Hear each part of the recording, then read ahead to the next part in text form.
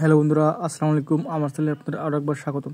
আজকে আপনাদের নিয়ে আসলাম মানিকের করলার প্রজেক্টে। মানিক যে ছোটো করলা রোপণ করেছে, করলার কী অবস্থা সে বিষয়ে আপনাদের সামনে তুলে ধরবো। আপনারা দেখতে পাচ্ছেন এটা হচ্ছে মানিকের একটি করলার প্রজেক্ট। এখানে মানিক অলরেডি ছোটো করলা রোপণ করেছে, অলরেডি আপনার অনেক কয়েকবার হারভেস্ট করেছে। আমি ভিডিও করবো ভাবতেছি, করতে পারতেছি না সময়ের জন্য। আমি আজকে মানিকের প্রজেক্টে আসতে আপনাদের ভিডিও উপহার দিব। আপনারা দেখেন এটা হচ্ছে ছোটো করলা জাত। কী করলা ধরেছে, প্রতিটি গিটে গিটে করলা।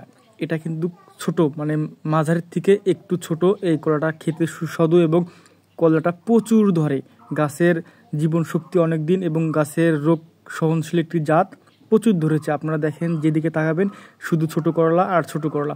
যখন মানিক করলা হারভেস্ট করে, আপনারা বিশ্বাস করবেন না, ওর অনেক কষ্ট হয় হারভেস্ট করতে। শুধু ছেঁড়া লাগে আর ছেঁড়া লাগে, প্রচুর করলা ধরে। আপনারা যারাই এই কলা রোপণ করেছেন বা চাষ করেছেন, আপনারা জানেন যে হারভেস্টের সময় আপনাদের কী পরিমাণ করলা ছেঁড়া লাগে।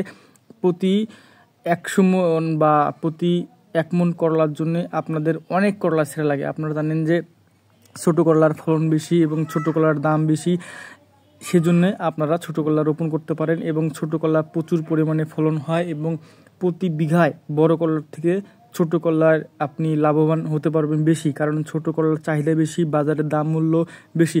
কিন্তু এবার দেখা যাচ্ছে যে আমাদের এইদিকে এবার বাজারের চাহিদা উল্টো হয়ে গেছে, কারণ বড় করলার থেকে ছোট করলার চাহিদা যেহেতু বেশি আছে, কিন্তু দামের বেলায় প্রায় সেম বা বড় করলার থেকে ছোট করলার 200-100 টাকা মনে কম আছে। তাই আপনারা এলাকা ভেদে বড় করলা বা ছোটো করলা চাষ করতে পারেন। এটা হচ্ছে মানিকের প্রজেক্ট। আমি আপনাদের আবারও বলতেছি, মানিকের যে প্রজেক্টে করলা রোপণ করেছে, আমি আপনাদের করলার ভিডিও দিলাম। এটা হচ্ছে মানিকের প্রজেক্ট। আপনারা দেখেন, যেদিকে তাকাবেন শুধু করলা আর করলা। এটা হচ্ছে ছোটো জাতের করলা, প্রচুর পরিমাণে ধরে। যেদিকে তাকাবেন শুধু করলা আর করলা। এতক্ষণ আমার ভিডিও দেখার জন্য আপনাদের অসংখ্য ধন্যবাদ। আসসালামু আলাইকুম।